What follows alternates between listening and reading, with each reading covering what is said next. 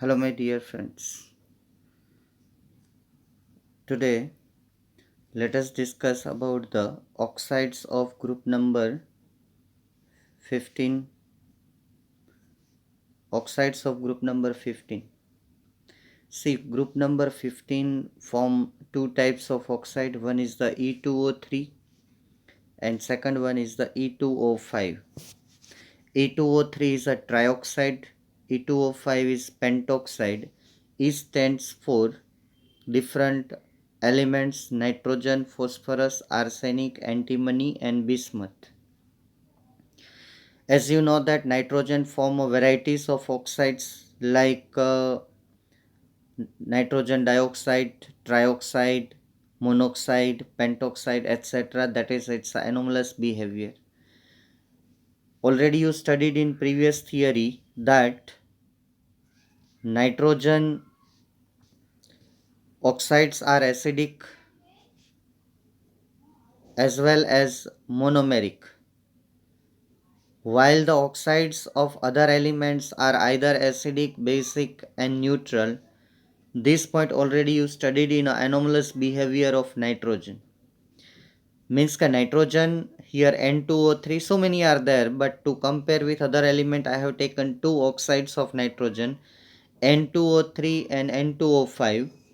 These both are monomeric, while P2O3, P2O5, As2O3, As2O5 when exist, then exist as a two molecules.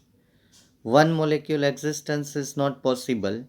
So this nitrogen trioxide and pentoxide both are monomeric, while these are dimeric. See, these are dimeric. So this you can write like this also, P4O6. This is you can write like this, P4O10. Okay, this is you can write like this as As4O6, As4O10. Similarly for antimony. Okay, now let us discuss about the periodicity. Periodicity means down the group, as atomic number increases, the acidity of trioxide and pentoxide both decreases. In 11th standard you studied the non-metal oxides are acidic, metallic oxides are basic, while semi-metals oxides are amphoteric. So nitrogen and phosphorus are non-metal. Already we discussed in physical periodicity. So their oxides are acidic. Arsenic and antimony both are amphoteric. So both are semi-metals. So their oxides are amphoteric. Oxides of bismuth is basic because bismuth is a typical metal. Now, if we want to compare the acidic character of particular element, then see the for particular element the oxides having higher oxidation state is more acidic, while the oxides having lower oxidation state is less acidic. See, if you consider the pentoxide of any element, then it is more acidic than the trioxide of the same element. Why? Because if you calculate the oxidation state of this element, so it will be plus 5 redox reaction, and here it will be the plus 6. Sorry, here the oxidation state is plus 5 and here is the oxidation state is plus 3. Okay, so less oxidation state, less acidic, more oxidation state, more acidic. So phosphorus pentoxide is more acidic than phosphorus trioxide.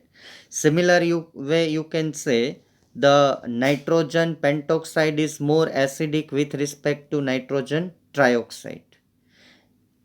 Arsenic pentoxide is more acidic than the arsenic trioxide. In all pentoxide, the oxidation state is plus 5, while in all trioxide, the oxidation state is plus 3. अब देखते हैं कि ऐसा क्यों होता है। तो उसका रीज़न मैंने दे रखा है यहाँ पे कि +5 ऑक्सीडेशन स्टेट जो है उसके पास मोर पोलैरिटी होती है विथ रिस्पेक्ट टू, या WRT का मीनिंग है with respect to +3 oxidation state.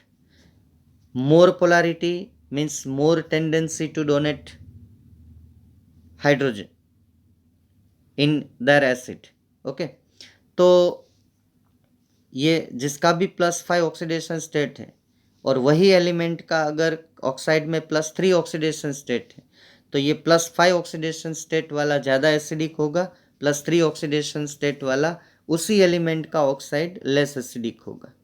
ठीक है, तो यहाँ पे ये ऑक्साइड्स वाली बात ख़त्म हो जाती है। बहुत ही ईजी क्वेश्चन है, ध्यान से प्रिपेयर करिएगा। अगर कोई क्वेश्चन है तो मुझे पूछ लीजिएगा। ठीक है, चलिए नेक्स्ट क्वेश्चन की तरफ चलते हैं।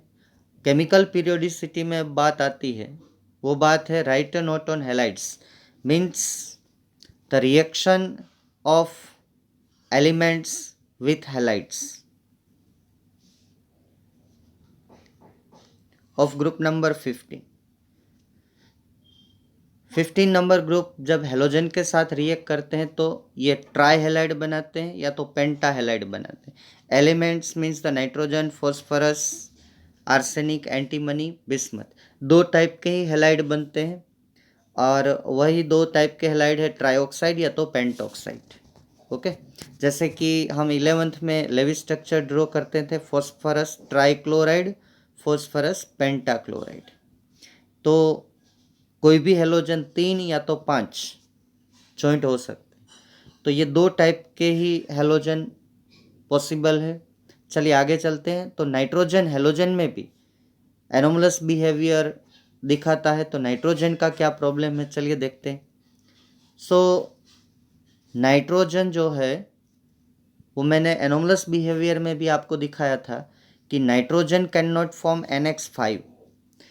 वाई? बिकॉज जब NX5 फॉर्म हो जाता है तो हाइब्रिडाइजेशन जो है वो sp3d2 sp3d, मतलब कि कोई भी हाइब्रिडाइजेशन में d ऑर्बिटल इन्वॉल्व हो जाती है। तो नाइट्रोजन के पास d ऑर्बिटल तो है नहीं क्योंकि उसका कोड नंबर है 22 2s2 2p3। तो सेकंड प्रिंसिपल क्वांटम नंबर में d ऑर्बिटल नहीं होती। ठीक है, तो ये जो NX5 है वो नाइट्रोजन में पॉसिबल नहीं है। अब नाइट्रोजन का हम NX3 मतलब कि ट्राई हेलाइड देखें तो ट्राई हेलाइड भी नाइट्रोजन के अनस्टेबल है और एक्सप्लोजिव है। इसमें बहुत बढ़िया ऑब्जेक्टिव क्वेश्चन आपको मिल सकता है एक हेलोजन को छोड़ के, नाइट्रोजन ट्राईफ्लोराइड। बाकी आप देखो nitrogen try chloride, try bromide, try iodide, वो सब जो है वो एक्सप्लोजिव्स एंड अनस्टेबल है। वो भी आप एनोमलस बिहेवियर में प्रिपेयर कर चुके हो।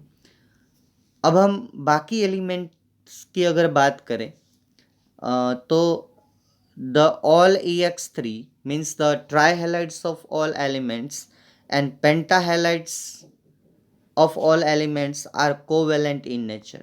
सबका नेचर कोवेलेंट है, कोई भी आयोनिक नहीं है सिर्फ एक को छोड़ के, BiF3।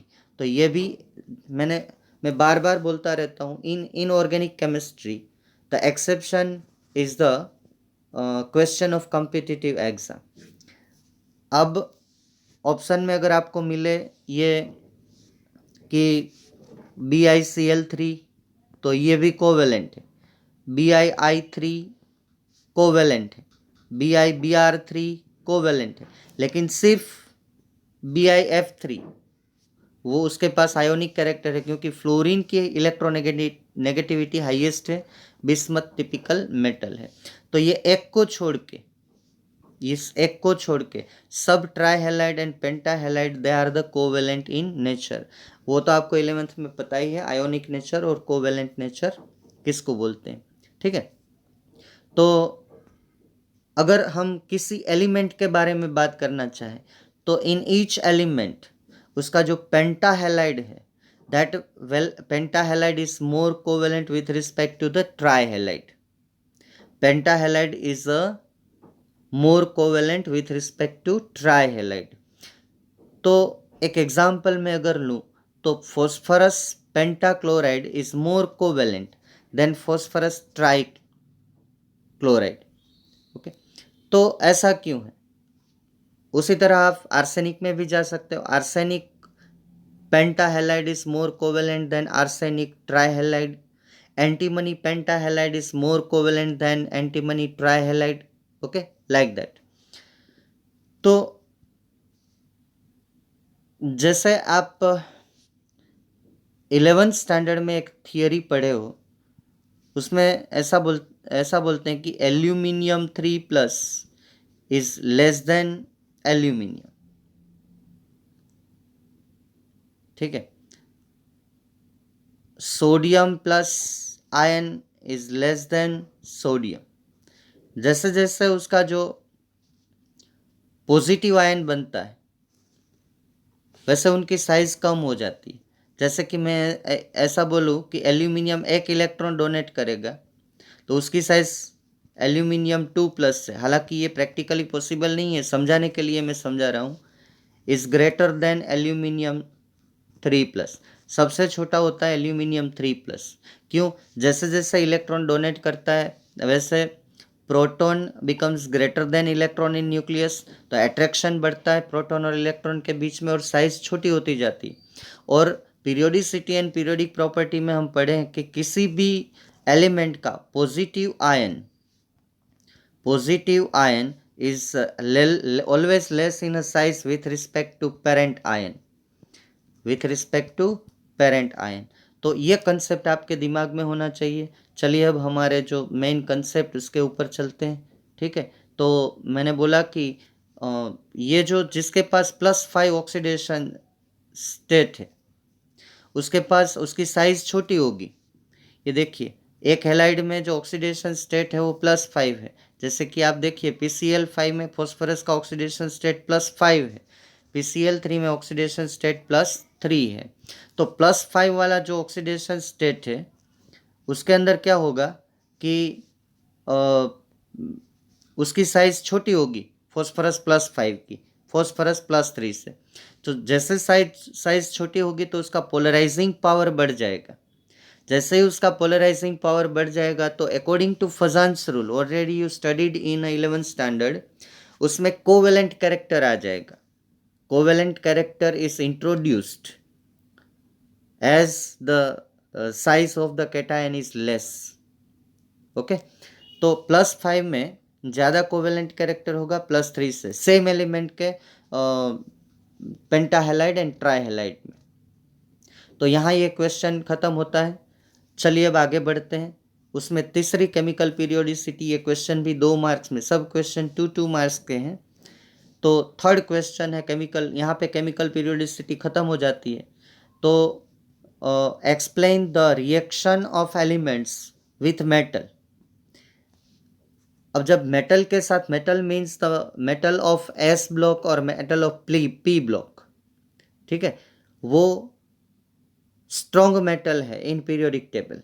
तो विथ मेटल S ब्लॉक और P block, this 15 group element form binary compounds, 1 metal and 1 element, 1 metal 1 element, like that. This, in all this compound the elements of group number 15 possess -3। मैंने जब oxidation state का topic लिया था तब मैंने बोला था कि हार्डली किसी केस में बिस्मथ जो है -3 ऑक्सीडेशन स्टेट दिखाएगा। आगे हम केमिकल पीरियोडिसिटी में देखेंगे, वो आप देख लेना, मैंने वहाँ पे बोला था आपको। तो इसमें सभी एलिमेंट का ऑक्सीडेशन स्टेट -3 होगा। जैसे ये कैल्शियम नाइट्राइड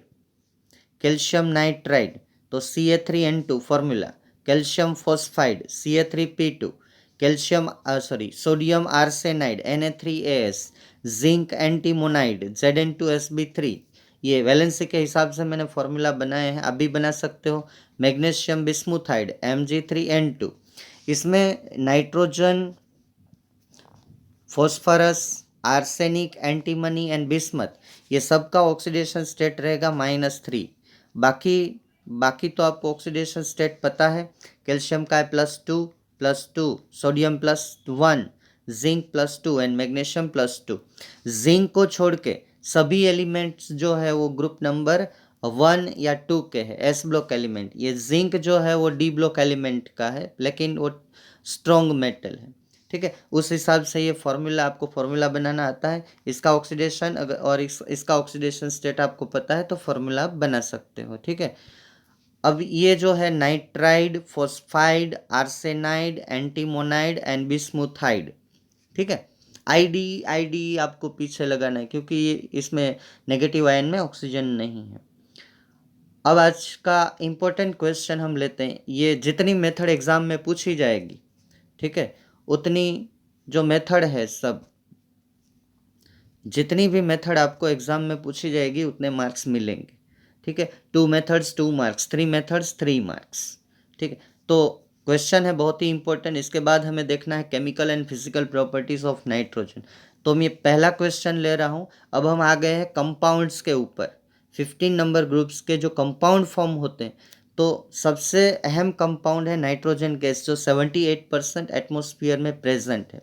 तो उसको अगर हमें बनाना है तो डिफरेंट मेथड्स आपको दिखानी है। तो क्वेश्चन ऐसे बनता है, give different methods of preparation of nitrogen.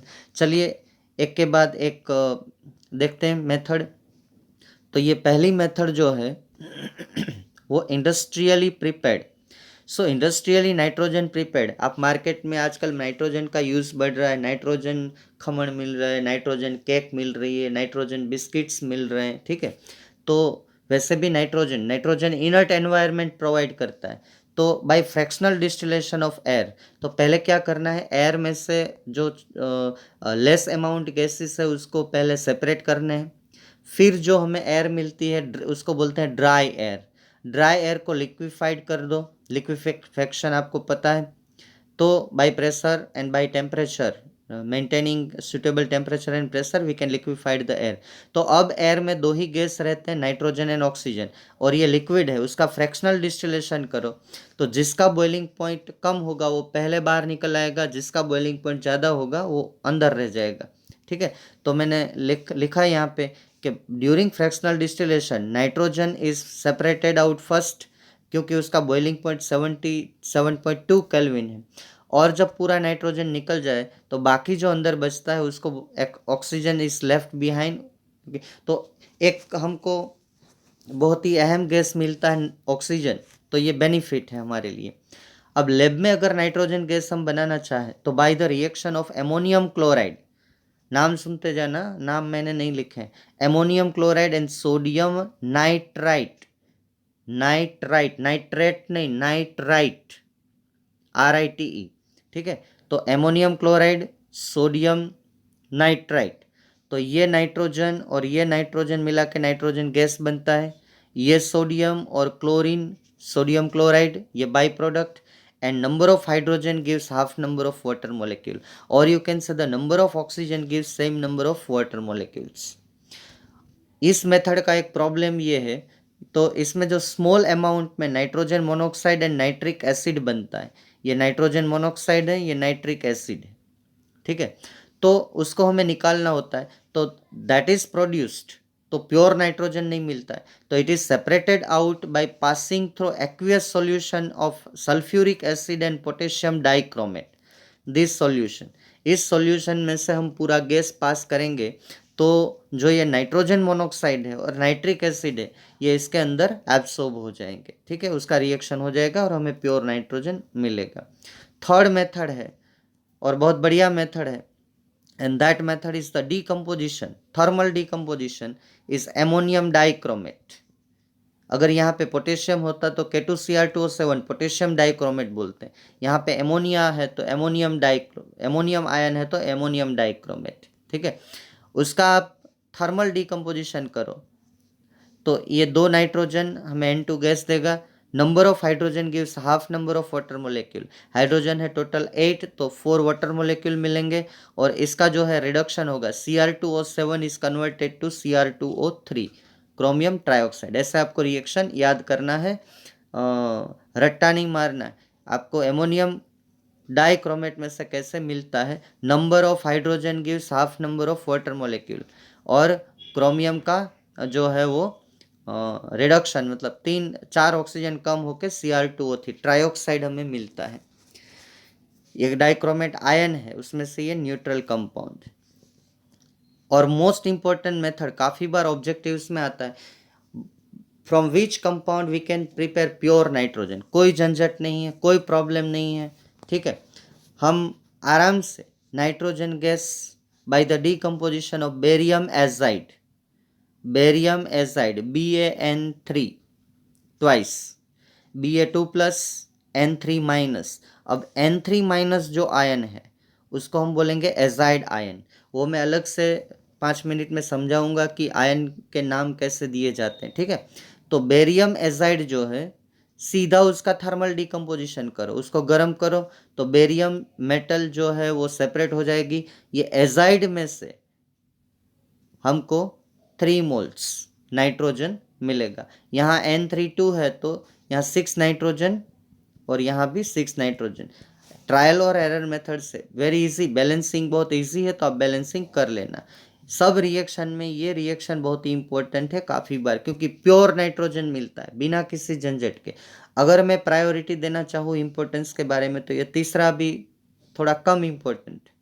Industrially अगर आपको बोले तो इंडस्ट्रियली इसमें से नहीं प्रिपेयर होता है। Industrially nitrogen can be prepared by fractional distillation of air, क्योंकि भगवान ने हमें 78% तो नेचुरली दिया है, तो क्यों हम ये कंपाउंड खराब करें, ठीक है। सीधा एयर को लेके फ्रैक्शनल डिस्टिलेशन से हम बना सकते हैं।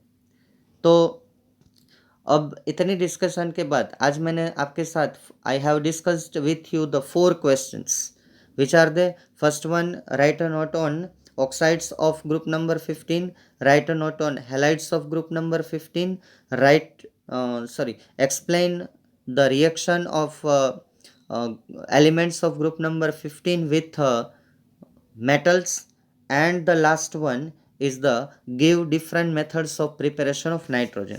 अब मुझे थोड़ा यहाँ आपको नेगेटिव आयन के बारे में समझाना है, तो थोड़ा ध्यान दीजिएगा। जैसे कि आपके पास NO3 माइनस आयन है, तो उसको बोलते हैं नाइट्रेट। ये नोट कर लीजिएगा तो ताकि आपको आगे इनऑर्गेनिक केमिस्ट्री में कोई कन्फ्यूजन ना हो। NO2 minus is there, then its name is the nitrite. यहाँ पे ATE है, यहाँ पे ITE है, ठीक है। NO2 minus. अगर आपके पास है N3 माइनस ये आयन, तो उसको बोलते हैं nitride, RIDE, nitride, RATE, RITE, RIDE। अब आपके पास ऐसे है N3 माइनस, N3 माइनस, इसमें देखिएगा ये N3 माइनस है, ये N3 माइनस है, तो इसका नाम है एजाइड। देख लो एक बार और लिख लो ठीक से। और इससे आप फॉस्फोरस का बनाओ, आर्सेनिक का बनाओ, एंटीमनी का बनाओ। मैं फॉस्फोरस का फिर भी प्रैक्टिस यहाँ पे मैं आपको दिखा रहा हूँ, ठीक है। अब थोड़ा मुझे समझाना है बेरियम एजाइड। जैसे मैंने लिखा है कि barium azide, yes N3 barium azide BaN3 2 times. तो इसको आपको समझना है ऐसे, Ba2+ 2 टाइम्स N3 माइनस। तो ये आयन जो है वो एजाइड आयन है। अगर इसका आप लेविस स्ट्रक्चर देखना चाहे तो लेविस स्ट्रक्चर उसका ऐसा है, N double bond N double bond N, ठीक है। एक साइड नेगेटिव चार्ज आता है, यहाँ बीच में पॉजिटिव चार्ज आता है, फॉर्मल चार्ज, ये लेविस स्ट्रक्चर है, ठीक है। यहाँ नेगेटिव, तो ये प्लस माइनस जो है एक प्लस माइनस न्यूट्रल हो जाएगा, इसको ले लो तो ये प्लस माइनस न्यूट्रल, तो ओवरऑल उसके ऊपर ये नेगेटिव आयन बचता है, ठीक है।